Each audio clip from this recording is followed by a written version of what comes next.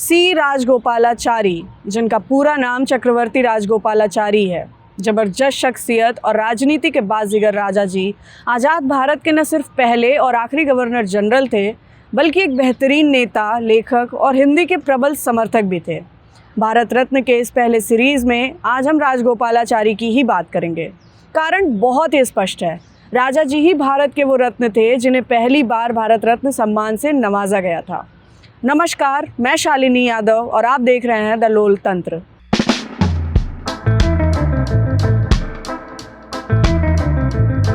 चक्रवर्ती राजगोपालाचारी यानी राजा जी का जन्म मद्रास के थोरपल्ली गांव में 10 दिसंबर 1878 को हुआ था। पिता ललित चक्रवर्ती के यहाँ जन्मे राजा जी की प्राथमिक शिक्षा होसूर के सरकारी स्कूल में हुई।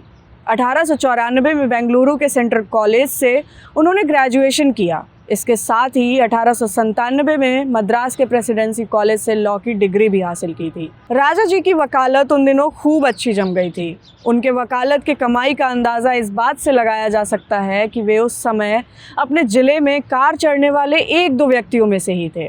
राजगोपालाचारी महात्मा गांधी के विचारों से काफ़ी प्रभावित थे। यही वजह था कि उन्होंने कांग्रेस से जुड़कर महात्मा गांधी की अगुवाई में आज़ादी की लड़ाई भी लड़ी। सन 1922 में उन्होंने जेल में रहने के दौरान ही मेडिटेशन इन जेल नाम की एक किताब भी लिखी। इसके साथ वो सेलम लिटरेरी सोसाइटी के संस्थापक भी थे और कुछ दिनों तक महात्मा गांधी के अखबार यंग इंडियन का संपादन भी किया। 1930 में हुए दांडी मार्च में उन्होंने नमक कानून को तोड़ा, जिसे लेकर उन्हें जेल तक जाना पड़ा। गांधी जी के असहयोग आंदोलन का राजगोपालाचारी पर इतना प्रभाव पड़ा कि उन्होंने अपनी वकालत तक छोड़ दी और खादी को पूरी तरह अपना लिया। वहीं दूसरी ओर महात्मा गांधी भी राजगोपालाचारी के कार्यों से काफ़ी प्रभावित थे। बापू ने ही पहली बार उन्हें राजा जी कहकर पुकारना शुरू किया, जिसे बाद में उनके उपनाम के रूप में जाना गया। राजनीति के अलावा राजगोपालाचारी ने भारतीय समाज में व्याप्त जात पात और आडंबर को खत्म करने के लिए भी कई प्रयास किए। उन्हीं प्रयासों का एक नतीजा हिंदू मंदिरों में दलितों का प्रवेश कराना भी था। 1937 में राजा जी कांग्रेस द्वारा मद्रास का प्रीमियम यानी प्रधानमंत्री बनाए गए। जहां एक और दक्षिणी राज्य में अपनी क्षेत्रीय भाषा को केंद्र में रखते हुए राजा जी हिंदी को भारत की जनभाषा के रूप में स्थापित करने में कुछ हद तक मददगार भी साबित हुए। आज़ादी के बाद की कांग्रेस और नेहरू से आंतरिक मतभेद होने के कारण उन्होंने कांग्रेस से अलग होने का फैसला किया। उन्होंने 4 जून 1959 को अपनी नई पार्टी का गठन किया।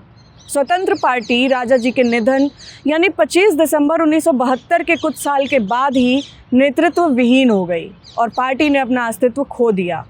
राजा जी बेहतरीन नेता होने के साथ साथ एक शानदार लेखक भी थे। स्वतंत्रता संग्राम से लेकर देश आज़ाद होने के बाद तक देश की सेवा करने के लिए उन्हें 1954 में भारत के सर्वश्रेष्ठ नागरिक पुरस्कार भारत रत्न से सम्मानित किया गया। तो आज के इस वीडियो में बस इतना ही। अगले हफ्ते किसी दूसरे भारत रत्न के साथ फिर मिलेंगे। तब तक के लिए नमस्कार।